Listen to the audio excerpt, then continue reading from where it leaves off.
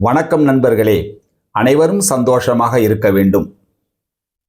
இன்றைய தலைப்பு, வடகிழக்கு திசையிலே சமையலறை இருக்கலாமா என்று ஒரு சந்தேகம். இந்த வடகிழக்கு திசை என்பது வீட்டினுடைய ஒரு புனிதமான இடம். ஒரு வீட்டிற்கு 8 திசைகள். அந்த 8 திசைகளுக்கும் 8 தெய்வங்கள் இருக்கிறார்கள். இந்த ஈசானிய பாகம் ஈஸ்வரன் மூலை என்று சொல்வார்கள், ஜலமூலை என்று சொல்வார்கள், வடகிழக்கு மூலை என்று சொல்வார்கள், ஐஸ்வர்ய மூலை என்று சொல்வார்கள்.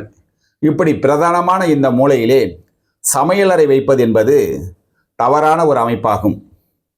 இந்த வடகிழக்கு மூலையிலே சந்தான லட்சுமி என்ற ஒரு லட்சுமிக்கு இடம் கொடுத்திருக்கிறார்கள். சந்தானம் என்றால் குழந்தையை குறிக்கும்.